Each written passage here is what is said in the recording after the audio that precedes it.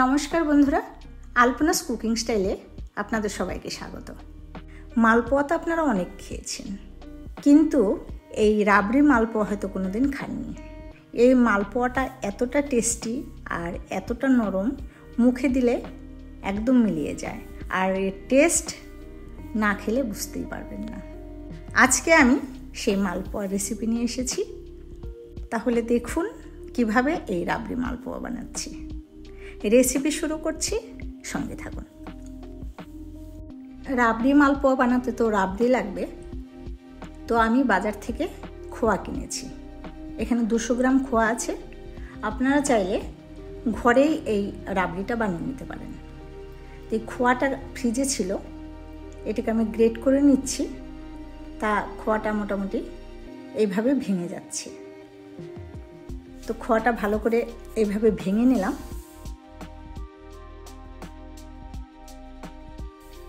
এইবার কড়াইতে খোয়াটা দিয়ে দিলাম, আর দিলাম 2 চামচ চিনি।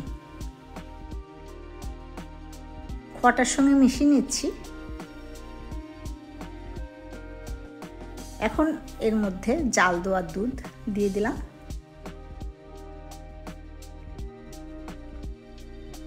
আর নেড়ে চেড়ে যখন একটু ঘন ঘন হয়ে যাবে, তখন কিন্তু এই রাবড়িটা রেডি। আমি এভাবেই বানিয়ে নিলাম রাবড়িটা রেডি হয়ে গেছে। এখন একটু পাতলা আছে, কিন্তু এটা যখন আমি নামিয়ে রাখবো, ঠান্ডা হয়ে গেলে কিন্তু আরও ঘন হয়ে যাবে। এইবার আমি চিনির শিরা বানিয়ে নিচ্ছি। তো এখানে 1 বাটি চিনি দিলাম, আর 1.25 বাটি জল দিলাম। এখন চিনিটাকে ভালো করে জাল দিয়ে নিচ্ছি। চিনিটা গলে গেছে। এখন এর মধ্যে আমি একটু কালার হওয়ার জন্য অল্প এরকম টুকরো গুড় দিলাম। এটা দিলে কালারটা বেশ সুন্দর হয়। আর এটা জাল দিতে দিতে 3-4 মিনিট যখন জাল দিয়ে নিলাম, হাতের মধ্যে শিরাটা নিলে এরকম একটু চিপচিপে ভাব হবে, তখন বুঝতে হবে চিনির শিরাটা হয়ে গেছে। চিনির শিরাটা রেডি হয়ে গেছে।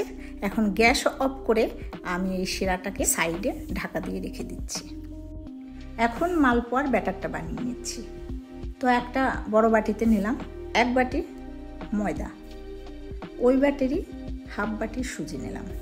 এখানে আমি পাতলা দানার সুজি নিয়েছি। অল্প পরিমাণে একটু লবণ নিলাম। লবণের সঙ্গে এই ময়দার সুজিটাকে মিশিয়ে নিলাম। এখন এর মধ্যে দুধ দিয়ে দেব। কিছুটা রাবড়ি বাটিতে তুলে নিয়েছি, আর 1 চামচ রাবড়ি আমি দুধের মধ্যে মিক্স করে দিয়েছি। সেই দুধটা আমি এখানে প্রথমে 1 বাটি দুধ দিয়ে নিলাম। মিশিয়ে নিয়ে আরও 1 বাটি দুধ দিলাম। কিন্তু এর মধ্যে আরও 1 বাটি দুধ লাগবে। লাস্টের 1 বাটি দুধ কিন্তু আমি নর্মাল দুধ দিয়েছি, এটার মধ্যে রাবড়ি মেশানো নেই। ব্যাটারটাকে রেডি করে নিচ্ছি। ভালো করে এটাকে মিক্স করে নিতে হবে, যাতে কোনো লাম্পস না থাকে। ব্যাটারটা রেডি। এখন এটাকে আমি 10 মিনিট ঢাকা দিয়ে রেখে দেব। 10 মিনিট পরে ব্যাটারটাকে আরেকবার মিক্স করে নিলাম ভালোভাবে। ব্যাটারটার এই ধরনের ঘনত্ব আছে। তো দরকার হলে এর মধ্যে অল্প পরিমাণ দুধ বা জল মিশিয়ে নিতে পারেন। কড়াইতে বেশ খানিকটা তেল দিয়েছি। এখন 1 হাতা ব্যাটার তেলের মধ্যে দিয়ে দিচ্ছি।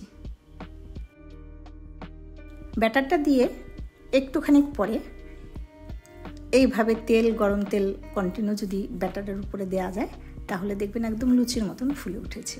প্রথম মালপোয়াটা তেলের মধ্যে দিলে কিন্তু আপনারা বুঝতে পারবেন ব্যাটারটা পাতলা হয়েছে বা খুব ঘন হয়েছে। যদি ঘন হয় ওটা কিন্তু লেগে থাকবে, আর যদি পাতলা হয় ব্যাটারটা দেওয়ার সঙ্গে সঙ্গে একদম ছড়িয়ে যাবে। সেরকম যদি হয় তাহলে সেইভাবে আপনারা ব্যাটারটাকে এক্সট্রা দুধ দিতে পারেন, বা যদি খুব পাতলা হয় তাহলে আরেকটু ময়দা দিতে পারেন। ফুলে ওঠার পরে উল্টে দিতে হবে, আর উল্টে পাল্টে সুন্দর ভাজা হয়ে গেলে তুলে নিতে হবে। প্রথম আমি 3টে মালপোয়া বানিয়ে নিয়েছি। এইবার চিনির রসে মালপোয়া দিয়ে দিলাম। আমি যেহেতু রসটা একটু আগে বানিয়েছি, তো রসটা একটু ঠান্ডা হয়ে গেছে, তো আমি আরেকটু গরম করে নিলাম।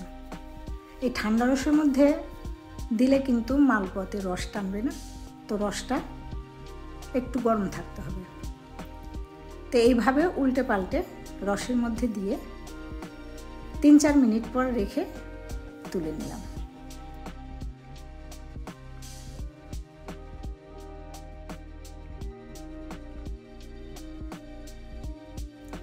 এইভাবে সেকেন্ড ব্যাচের মালপোয়াগুলো বানিয়ে রসে ডিপ করছি।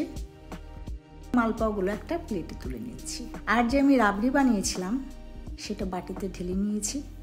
এর উপর কিছুটা কাজু আর কিশমিশ দিয়ে দিলাম। আপনারা চাইলে কাজু, বাদাম, পেস্তাও দিতে পারেন।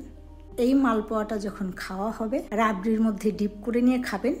আমি চামচে করে রাবড়িটা মালপোয়ার উপর দিয়ে ছড়িয়ে দিলাম। এইভাবে রাবড়ি দিয়ে মালপোয়া খেয়ে দেখবেন, স্বাদটা একদম মুখে লেগে থাকবে। ভালো থাকবেন সবাই। আবার আসবো অন্য কোনো নতুন রেসিপি নিয়ে। আজকের মতো এইটুকু। বাই।